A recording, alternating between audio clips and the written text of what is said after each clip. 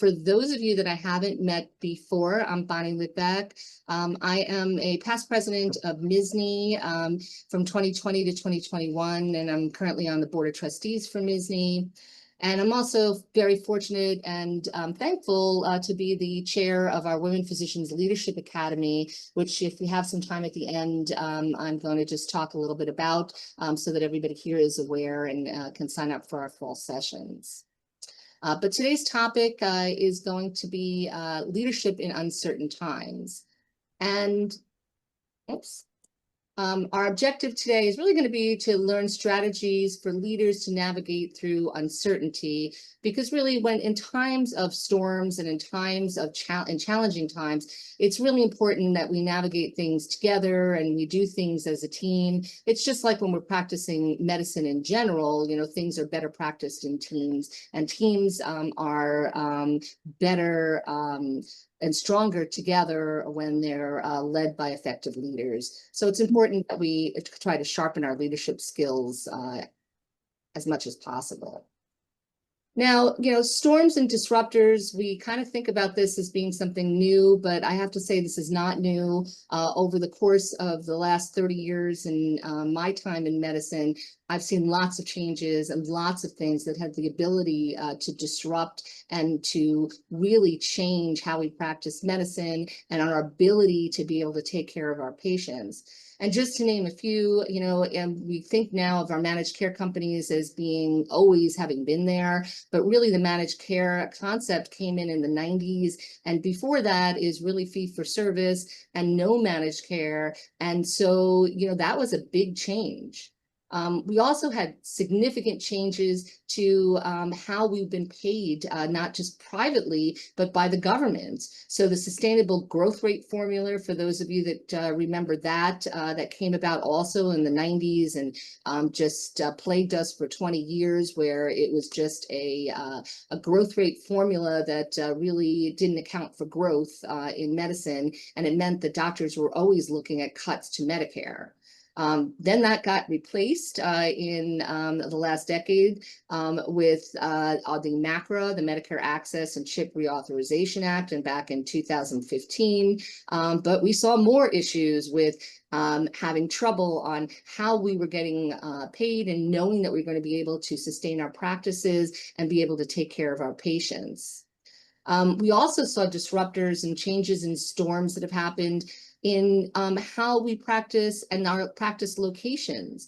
We went from being a profession that was predominantly private practice and then academics to being predominantly employment. And most of our physicians now are employed, which was not the same. And that was, again, a very big disruptor in how we thought about practicing medicine.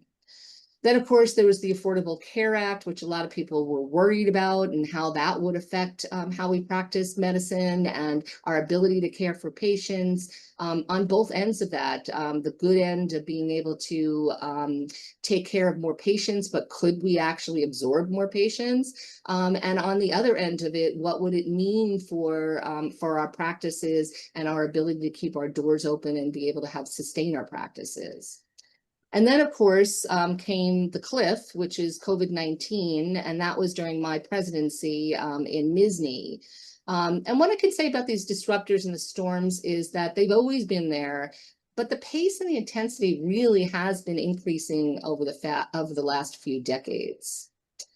And what I learned, and I'm going to try to just share some things that I learned during my COVID experience at MSSNY and other things that I've learned from my readings and diving deep into this topic, is that really we need to find the path through the disruption. And there is a path through. But what we can't do is be the deer in the headlights. And we really need to make sure that we are both thriving and surviving. You know, Darwin talked about, you know, survival of the fittest. And really what he said, and which is true even here, and for things talking about getting through disruptors and getting through to the path to being able to practice, it's not really about the most intelligent, it's not even the strongest, it's really about being able to change and being responsive to change and not being afraid of change or being the deer in the headlights. So I'm just going to talk about COVID-19. And when COVID-19 came, as I said, it was like falling off a cliff. We had like March 12th, everything was sort of normal. And then March 13th, the world shut down. Before that, I'd always had this mantra of, control what you can and manage what you can't. And, that sort of guided me through the difficult moments in my life personally and even professionally. But when COVID-19 hit, that actually became the most powerful mantra in my universe because there were a lot of things that we couldn't control. And so it was important that we focused on those things that we could, and those were the things that needed to be done first. Those were the things that we needed to actually concentrate on and make sure we could get them operationalized. And so the first thing was our internal operations. When we got to March 13th, we had been an organization that predominantly, operated in 2 offices that were in-person offices. We had our physician practices. We would go to meet them at hospital medical staff meetings. We would meet them in person in different places. And now suddenly that was not available. And while we did have a process for being able to do large conferences online, we had the ability to do webinars. We really didn't have an ability to do interactive online discussions between our physicians, our staff, our hospitals, our institutional members. And so we needed to get that operationalized quickly, and we were able to. Zoom was available. We got Zoom up. We got it running. We had our staff trained on how to work on it. We were able to get our staff workstations at home, figure out how that would interact with our physicians, and being able to get our physicians access to our staff. And all that got done pretty quickly because we were thinking about the things that we could control and how we could continue to be an effective organization for medicine, because we needed to. It was not an option to shut down. Our physicians needed us more than ever. We also needed to figure out how to do a better job of getting our messaging out, because again, we couldn't do it in person to person. So one of the things we did do during COVID that we had control over was we hired a media specialist.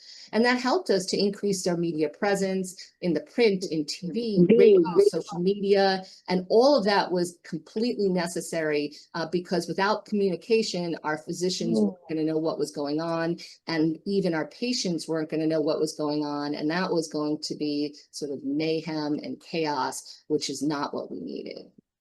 The other thing that we could control, and we were lucky to have, is we had a whole bunch of established relationships with the Department of Health, the governor's office, our specialty societies, patient groups, managed care organizations, and our AMA. And we were able to use those relationships and build on those relationships to make sure that we were connected and we knew what was going on and we could communicate in multiple directions. And so we took control there in terms of making a schedule. And we met with the Department of Health on a daily basis sometimes, but at least weekly. The governor's office, we were talking to on a weekly or more basis. Our specialty societies, we were in communication with on a regular basis so that we knew what was going on. And so that they were able to know what we were thinking and what was happening. But as you know, during COVID, there were many things that we could not control. And so, as I said, my mantra on that was to manage what we couldn't control. And so we just went down the list. We made a list of things that were a problem that we knew were an issue for our physicians. We knew were an issue for our patients. And we went down them one by one to see how we could manage that. So we had the failing supply chain, which everybody remembers. Our doctors couldn't get PPE and they couldn't take care of patients if they didn't have personal protective equipment. So what did we do? I knew nothing about sourcing in 2020, but I learned, and so did our staff, and we got online and we found companies that had PPE, and we figured out how to source that and then how to get that to distributed to our physicians at no additional cost, so we weren't adding to the burden. We also figured out how to partner with others that actually knew where PPE was in order to get our physicians access to PPE at reasonable costs. And we made sure that we were keeping people informed. In the background of all that, the things that we couldn't control, we were in constant communication with both the Department of Health and with the governor's office to let them know that our physicians were having trouble with the supply chain, and the supply chain was failing in New York, and we were the epicenter.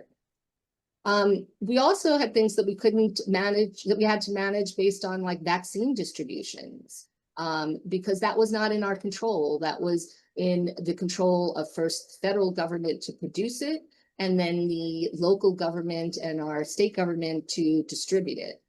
But one of the things that we did right away, because we had that established relationship and we were controlling the things that we could control, we had that relationship with the governor's office, and we made sure that we had physician representation on the vaccine task force. We also made sure that we were in communication with the Department of Health, the governor's office, and the local Department of Health on how things were working once the vaccines were here, and how we would get them to our offices, and what the issues were on the ground, and how that distribution was working. And so there was constant communication back and forth. And then we had constant emails out to our physicians to let them know what was going on.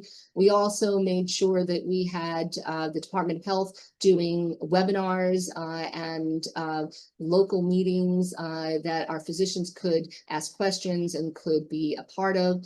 On the AMA, it was the same thing. There were constant communication with the CDC and also webinars so that our physicians could ask questions and have a dialogue about what was going on with our patients and in our offices and in our hospitals. You'll also remember another thing we couldn't control was the COVID-19 testing and testing shortages. We had rules that were coming out saying that patients couldn't have their surgery if they didn't have a COVID-19 negative test within 2 days, and then it was taking 7 days for those tests to come back. So again, our communications that we had gotten up and running with Department of Health, we were again on a daily basis with the Department of Health, and we let them know that this was not able to be happening. And so the rules changed, and we were able to get things changed much quicker than usually happens with government, and change things so that it was there was an ability for patients to get what they needed, and for doctors to be able to take care of their patients. Misinformation, we still can't have trouble with that. We still don't have control over it, but we have to manage it. And, really it had been an issue before, but it became even more of an issue as we got into COVID. And I'll talk about this a little bit later, but, when there is an information vacuum, that information gets filled, that void gets filled with misinformation. So it's really important that we have ways and we're able to manage that. And we started doing that during COVID-19. Communications, webinars, media and social media, and we used all of the channels that we could to get on TV and get into the news and get on the radio and have that information out to the public, and then also have webinars and discussions with our own physicians so that they were aware of what we knew and what we didn't know. Another issue that became, that was a problem again before the pandemic, and was a disruptor to physician practices, and was something that we needed to figure out how to lead through and lead effectively, was on the resilience and burnout end. So what we knew from articles that came out, and even one that came out in July 2020, was that physicians actually are resilient. They're more resilient, as it turns out, than the general working population. But physicians' resilience was actually inversely associated with burnout symptoms, and burnout was even more common. It was common even in those with the highest resilience scores. So we needed a new mindset here if we were going to have a new result. And we at MSSNY figured out what we could do to get through that and to help our physicians to get through the disruption and through the chaos and help them with the issues that are affecting burnout. And so since we knew that one of the issues that was affecting burnout and the most important thing was system factors, we needed to be able to address that. And one of the ways that had already been working on getting it addressed was partnering with the AMA and the Steps Forward program. And we had been working on that, but we accelerated that work both at the AMA level and at the MSSNY level. We enrolled a number of our large institutions here in New York into a program with the AMA to work on Steps Forward and to work on how we can control system factors. And I'm actually very proud of the work that has been done here because it has continued. And even one of our largest institutional partners here in New York, we had with Northwell Health, they had joined this, and to this day, they are still part of the AMA program, and in fact won an award this year for their work in this area, which started with this partnership with MSSNY and the AMA. The other thing that we needed to get up and running was our MSSNY peer-to-peer program. This had been in the works before 2020 for many years, but there were barriers to getting this done. One of the big barriers was that people were concerned about confidentiality. So what did we do? Well, again, we couldn't be deer in headlights. We needed to move forward. We got on the phone with the Department of Health and with the Office of Professional Conduct, of Medical Conduct, and we had discussions about that this needed to be up and running yesterday. And here were the barriers and how did we work through that? And so we came to an understanding with the Office of Professional Medical Conduct that this would be something that would be confidential, and this was something that we could move forward with. And so we did. We trained physicians, we implemented the program, and then we marketed the program. And a lot of our physicians are using their training now from their peer-to-peer training to really talk to their peers on a local level informally. So even if the training and the peer-to-peer program, there are less people accessing it on a formal level, there are a large number of physicians that are accessing it on a local and informal level. So fast forward to now, as I said, the chaos, the unpredictability has just been skyrocketing. And in this past year, these were just some of the headlines that were in our papers. And it just makes you dizzy. NIH and CDC cuts, practice costs rising, burnout, cybersecurity threats, Medicare and Medicaid cuts, funding cuts again. Tariffs, would that affect us? AI is moving forward, and there's lots of issues with how it's moving forward. But we have to really just, again, take a step back and look at this as a way that we're going to take control, because the new normal is unpredictability and chaos. So what do we need to do in order to not just survive, but also to thrive? I had alluded to this before. One of the lessons that I learned in COVID, and then I learned over the course of my career, is that we need to embrace the change. In order to get through the disruption and pass through and thrive, we need to adjust our mindset. We need to shift how we're doing things. We need to transition, and we can do that. Some of the lessons that I learned and some of the things that I think we can take away from this on an institutional level is that we need to build resilience for the organization. We're, again, resilient as physicians in general, but we need to make sure that we are constantly looking at our ability to expand and our ability to change. And some of the ways that we do this as an institution are making sure that when in times that are quieter, that we are reinforcing how we do things and what we think that others should be thinking of. So one of the things that helps us to build resilience is to make sure that we have lots of allies and that we have communication with others, and particularly our politicians. It's very easy to look at things as red and blue, but medicine is purple. And we need to, in terms of building our resilience here, we need to really be reinforcing that on a constant level with our politicians and even among ourselves, because medicine affects all politicians. All politicians are patients at some point, and everybody should be on the side of medicine. And when we start to build that conversation and change the conversation to that, it'll help us with our longer term things and to getting through the disruptions, because again, we're purple medicine, it affects everybody, and health should be on every agenda. Our allies, they were key during COVID. They are key in times of disruption. We need to make sure that we keep building our allies, because that will build resilience. And that's patient advocacy groups. But it's also things like private industry.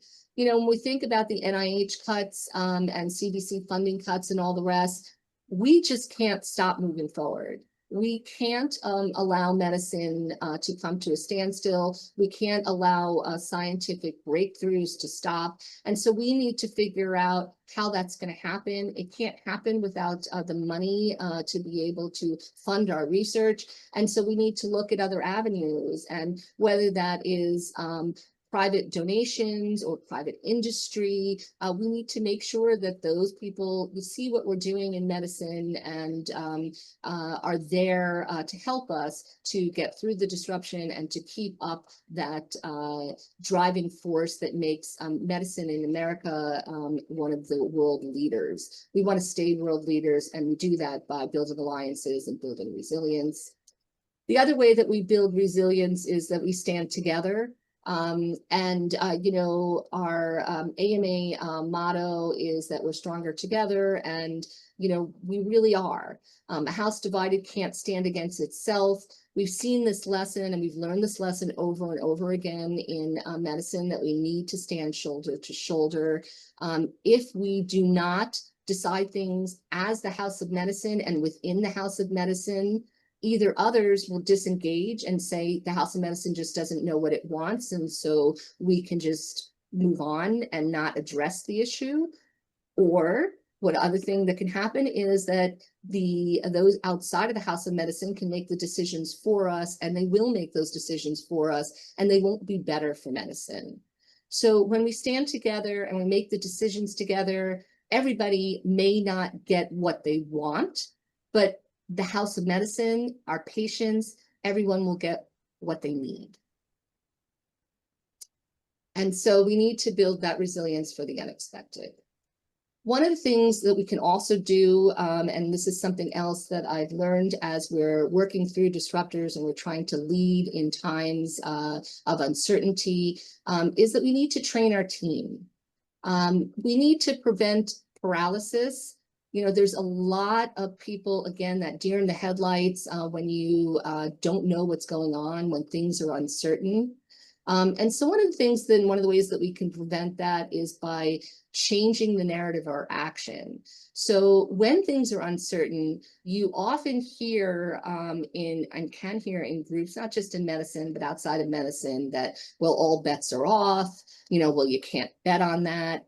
And we need to change that narrative of change and talk about things like that are more scientific, because we are science. So talk about change and uncertainty as hypotheses and variables, things that we can control and not control. And when we take a more scientific approach to this, it actually helps to decrease the paralysis. So for prevention, we're going to try to change the narrative and work on scientific hypotheses and variables. One of the things we can also do in terms of training our team is we can strengthen our adaptive muscles. You know, we can't always predict which way the wind is going to blow. And certainly I would not have predicted what was going to happen in 2019 or 2018. I could not have predicted what was going to happen. But once we got a sense of where things are going and we're keeping our senses open, we can try to ride those prevailing winds. And we did some of that, and it did help to strengthen things when you think about COVID-19. One of the things that we got out of COVID-19 that we're still using here today are Zoom abilities to do things, but not just here, but in our patient offices. One of the great things that came out of COVID was the ability to have more telemedicine and to reach more patients by telemedicine, for it to be more convenient for patients. And so that is something that came out of riding the prevailing winds. But also in terms of strengthening our teams here, one of the ways that we get there and one of the ways that we strengthen those adaptive muscles is by encouraging our teams to ask questions, to be thoughtful, and to make sure that everyone's participating. And then another thing that we can do in terms of training our team is to make sure that our team understands that it's okay to be uncomfortable. The unexpected actually is uncomfortable, and uncertainty is uncomfortable. And we all feel that way. And that is normal. And that is something that's expected. And that's not something that's going to stop us. And then the last thing that I learned in terms of COVID and in terms of, training the team on how to lead and how to move forward was to really focus on those medium-term goals. If you go to the long-term goals, which are nice, number one, you may not get there because things are changing rapidly. And number two, people may get frustrated because they're not seeing all those goals come to fruition. The shorter term goals are things that are going to happen. But I look at this sort of as being aware of the forest, but concentrating on the trees. So if we're sort of lost in the forest, we have to concentrate tree by tree and on the area of the trees in order for it to guide us to the paths to get out of the forest and back into the sun. Another thing that I learned in terms of my experiences in terms of leading in times that were disruptive was one of the biggest things that we need to do is make sure that we're communicating, because communication builds trust, and trust among our teams, trust with our patients is essential. It's important that as the leader that you communicate to your group that it's we, not me. Again, AMA motto, we're stronger when we're together. And we need to make sure that those updates that we're giving, they are required and they have to be regular. And as I talked about before, if you want to avoid the misinformation vacuum, then you've got to put in the regular updates in order to let your team know what's going on, in order to let our patients know what's going on. And it's okay to let our patients know and to let our teams know that we don't know something. That's still communicating to say, here's what I know, here's what I don't know. We're going to work on all of this together. And in terms of communication, away every night. can I ask someone to unmute if they're able to? So we need to make sure that as leaders, we're setting the tone for the group. When we're communicating, we're clear, we're calm, we're steady, and we're real. We're talking to them again about what we know, what we don't know, and that we care, and that we are all, again, in this together. And then another important part that I've learned over the years about communication is one of the biggest pieces in communication is making sure you're listening, and you're listening closely. You are not going to know what's worrying your team, what your team is thinking about, whether they're on the same page if you're not listening closely. And so listening also helps you to pull disparate views together and to make sure that everybody's on the same path. And so just to review here, I just, our time was short this morning. I've run a little bit over, but I just want to make sure that we've just talked a little bit about the take-home points here for embracing change, for leading in those uncertain times. These are the things that I think have helped me the most. Again, my mantra of control what you can, manage what you can't, communicate, communicate, communicate, but also listen closely. And then the other thing, take control and change the narrative to what you think will be the most effective for your team, for your office, and for your patients. And so some of the things that I've talked about here were in a series of Sloan articles, which are MIT Sloan Business School, and I give them here to you for reference in case you'd like to dive deeper into any of these topics. And I am wishing you blue skies ahead, and I thank you for your interest and for your time here. I have here my contact information. That's my work contact information, because during the day it's easiest to reach me there. That's my cell phone. You can always text me. And I wanted to, again, as I alluded to before, just make you aware of our Women Physicians Leadership Academy. We do have a website that is up, and we are going to be moving this website. It's online, but we're going to be adding to it, and you'll be able to see us on social media. We already have posts there. Our fall series is going to be coming up in November and December, and there'll be 3 series. One day will be, and the first one will be on advocacy. The second will be on effective communication, and the third will be on leadership. We have all new topics this year, and our overall theme for this year is going to be dollars and cents, SENSE. So I hope that you'll get excited about this. We're going to have some great speakers, and we are looking forward to seeing you there. And I'm looking forward to seeing you both at the Women Physicians Leadership Academy and future Women Physicians section events.